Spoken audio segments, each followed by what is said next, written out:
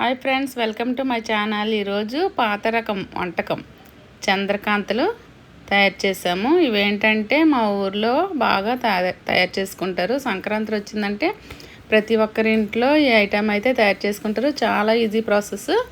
ఎలా తయారు చేసామో చూద్దాం రండి.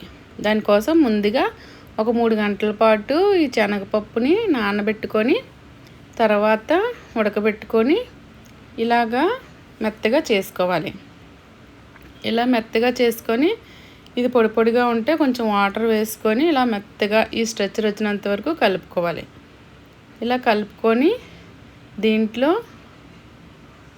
సరిపడినంత వరిపిండి వేసుకోవాలి. వరిపిండి ఏంటంటే క్రిస్పీనెస్ కోసం. వరిపిండి శనగపప్పు కొంచెం ఉప్పు అయితే కొంచెం సరిపోద్ది. మనం బెల్లం పాకం పెడతాం కాబట్టి బెల్లం పాకంలో ఉప్పు ఉంటుంది, బెల్లానికి ఉప్పు ఉంటుంది కదా, అందుకని కొంచెం ఉప్పు సరిపోతుంది.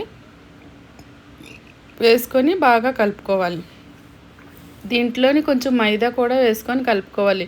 పుట్టి వరిపిండి శనగపప్పే అయితే విడిపోతుంది. కొంచెం మైదా కూడా వేసుకొని ఇలాగా బాగా తిక్కుగా కలుపుకొని పక్కన పెట్టుకోవాలి. ఇలా ఉండొచ్చి ఇలాగా చూసుకొని కలుపుకొని పక్కన పెట్టుకోవాలి. ఒక ప్యాన్ తీసుకొని అందులో బెల్లం వేసుకొని నీళ్ళు వేసుకొని స్టవ్ మీద పెట్టుకొని స్టవ్ వెలిగించి స్టవ్ మీద పెట్టుకొని ఈ బెల్లాన్ని అందులో కొంచెం యాలకుల పొడి కూడా వేసుకొని బాగా మరగనివ్వాలి. ఇది పాకం అయితే వద్దు, అలా మరగనివ్వాలి. తర్వాత ఒక చెక్క తీసుకొని మనం ముందుగా రెడీ చేసి పెట్టుకున్న ఈ శనగపప్పు ముద్దని మనం ఒక చపాతీలాగా ఇలాగా చేసుకోవాలి. ఇలా చేసుకొని దీన్ని మనం చంద్రవంకిలా కట్ చేసుకోవడం కోసం ఇలా షార్ప్గా తెగే గ్లాసుని కానీ ఇంకేదైనా యూజ్ చేయొచ్చు. నేనైతే నా దగ్గర ఇదే ఉంది, గ్లాస్నే యూజ్ చేస్తున్నాను.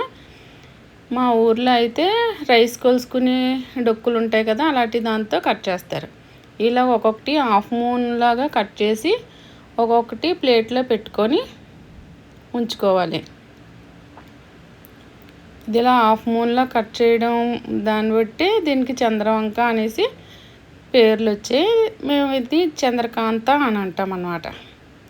ఇలాగా మనం ఎంతైతే పిండిని పప్పు చేసుకున్నామో అన్నీ కట్ చేసి ప్లేట్లో పెట్టుకొని వేరే స్టవ్ మీద కళాయి పెట్టుకొని దాంట్లో నూనె వేసుకొని బాగా మరగనివ్వాలి.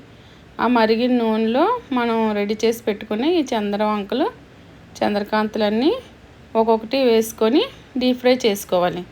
ఎందుకంటే ఇది లోన కొంచెం పెద్దగా కట్ చేసాం కాబట్టి లోన ఉడకదు, బాగా ఎర్రగా వచ్చేలాగే వేపుకోవాలి. ఇదేంటంటే పిల్లలకైతే చాలా ఇష్టంగా తింటారు. ఈ సమ్మర్లో మీరు కూడా చేసి పెట్టండి. చూడండి, ఇలాగా ఎర్రగా వేగనివ్వాలి. ఇలా ఎర్రగా వేగిన దాన్ని తీసేసి ఒక గిన్నెలో నూనె పోయే వరకు జాలీల గిన్నెలో పక్కన పెట్టాలి. మళ్ళీ కళాయిలో నూనె కొంచెం వేడెక్కనిచ్చి ఇంకా ఉన్నాయి కదా ఈ చంద్రవంకలన్నీ నూనెలో వేసుకొని వేపేసుకుంటున్నాం.